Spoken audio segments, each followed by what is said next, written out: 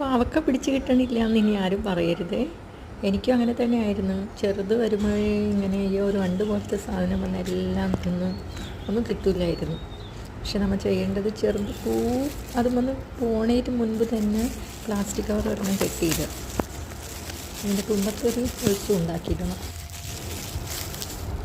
എന്നിട്ട് അതിന് മഴ പെയ്താൽ ആ വെള്ളമൊക്കെ അതിൽ കൂടെ പോകുന്നോളും. അപ്പോൾ എന്തായാലും നമുക്കിത് പിടിച്ച് കിട്ടും. പിന്നെ ഒരു പ്രാവശ്യം കൊണ്ട് ഞാൻ മരുന്നടിച്ചിട്ടുള്ളൂ.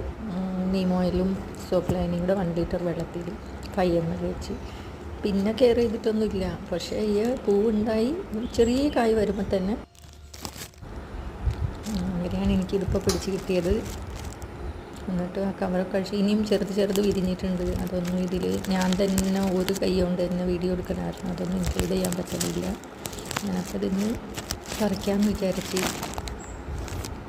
അങ്ങനെ എല്ലാവരും അപ്പോൾ ഇതൊക്കെ ഒന്ന് ട്രൈ ചെയ്ത് നോക്കണേ. ഇതൊക്കെ വളരെ ഈസിയാണ്. എനിക്കും കൃഷിനെ കുറിച്ചൊന്നും അറിയില്ല. പക്ഷേ ഇങ്ങനെയൊക്കെ ചെയ്ത് നോക്കുമ്പോൾ നമുക്കത് ശരിയായി കിട്ടും. ഈ വണ്ടൊക്കെ വന്ന് തിന്നണ കാരണം ഇഷ്ടമുണ്ടായിരുന്നില്ല.